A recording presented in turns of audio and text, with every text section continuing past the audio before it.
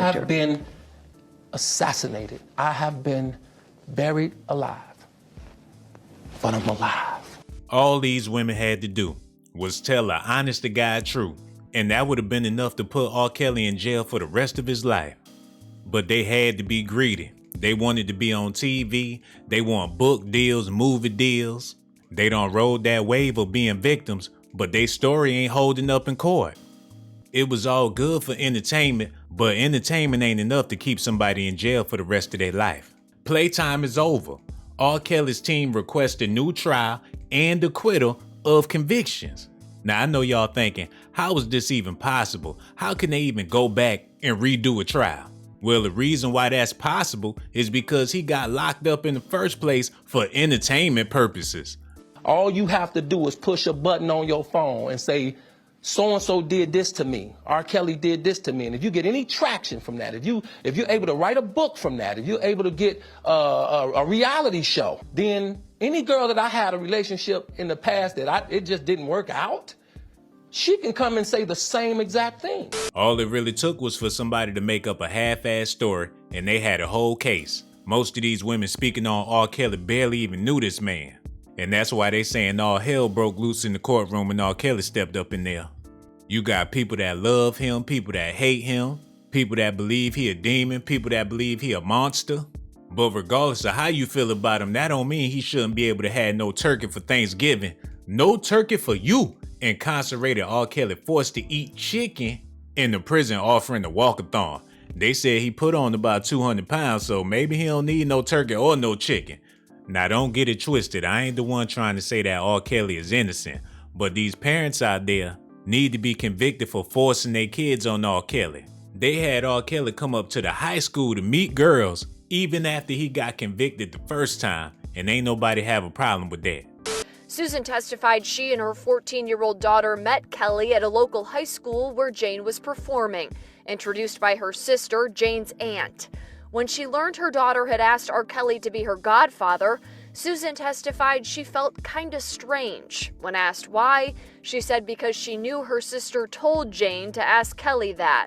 So these women invited R. Kelly to a high school talent show so he could see their baby in action. Then turned around and told the girl to ask R. Kelly to be her godfather? And her mama talking about it was strange. The only thing strange about it is that y'all invited R. Kelly to a high school talent show and y'all already know that he was allegedly married to Aaliyah. It's very strange that y'all would want R. Kelly in the high school around girls, period.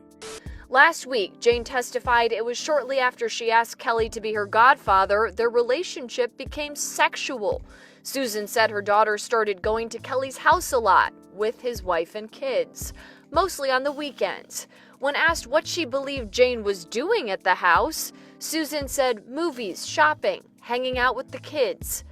Hold on, wait a minute. Andrea Kelly was sitting up there in the house when R. Kelly was bringing them girls home? And she ain't said nothing, but now she trying to be a victim?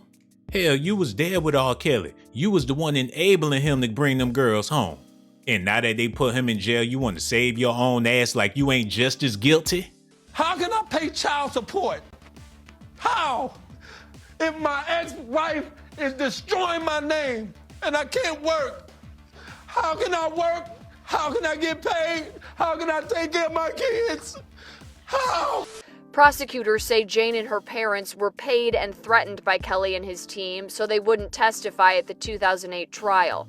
Susan spoke to those threats, detailing the meeting arranged in Oak Park, where she says she first learned of her daughter's sexual relationship with the singer about 2 weeks after the Department of Children and Family Services reached them. Susan said at that meeting, Kelly asked her and her husband, "Are you with us or are you not?" So she claiming she ain't have nothing to do with it until the child services got involved. Now she wanted to be the parent of the year and get her baby out of Dodge. That's the same thing Andrea Kelly did. When the pressure started to build up, that's when she jumped ship. He was very broken. He shared intimate secrets with me about being abused as a child, dealing with illiteracy. Domestic violence was commonplace in his home. And the thing that drew us was the fact that my grandfather, who was a Baptist preacher, was the first time I ever saw a man put his hands on a woman. He was abusive to my grandmother. So fast forward, Robert and I are in an abusive relationship, it's not foreign to me. It's what I know. It's what I grew up in. It's what he grew up in. Well, first, I'd like to say there's a difference between portraying sympathy, which I do not portray. I portray understanding because I know him in such a way because I was married to him. I'm a firm believer that just because you grew up in a household where abuse was prevalent and you were abused, it does not give you a free pass to be an abuser. So I want to make that very clear. It's devastating and it's hard because I wear two hats. I sit here as not only a survivor, but also the mother of his children. So it's very difficult for me, but I also know my position, and I know that coming forward brings validity to these young women and young girls' stories. And being a mother, I could not say anything after 10 years of my life going by and thinking I've made it out of the storm, and then here come more allegations. So because you witnessed abuse, it was okay to watch your husband abuse other people? But at the same time, you said being a victim ain't no excuse to victimize people. So did you allow your husband to victimize these girls because you a victim? And you sat back and watched him do his thing for 10 years straight, and the only reason why you came out is because the pressure started cooking? This the reason why they gotta give him a new trial, because all this stuff not adding up. Right? I'm gonna tell you something, Gail. There's one I'm gonna tell you something. What the women said about you. What women said about me. What women. So nobody's allowed to be mad at me and be scorned and lie on me. So they're lying on you. That's your explanation. They're lying on you. Absolutely. Absolutely. Absolutely. Like I said earlier, I'm not saying that he ain't guilty as all hell. When a man shaking his head no, when he's saying yes, he know deep down in his heart that he dead ass wrong. All I'm trying to say is he ain't the only one. And if people wasn't trying to save their own behind, he would be doing life in jail, but they'll be sitting in there right with him. It's a possibility that R. Kelly gonna come home. They saying he untouchable, and it ain't nothing that nobody can say to keep him in jail since everybody was lying. But this trial can go one of two ways. Either R. Kelly gonna get a reduced sentence and a bunch of other people gonna have jail time right along with him. But if that don't work, they just gonna have to let him out. Jaquita Logan says, "Stay strong, R. Kelly. I support you to the fullest. I feel like them little should be locked up with you for lying. Their mother should be locked up too. Keep your money hidden wherever it's at. Don't give them hoes nothing. I love you, R. Kelly." They said Jaquita was the main one in the courtroom showing her ass trying to get R. Kelly out them cuffs.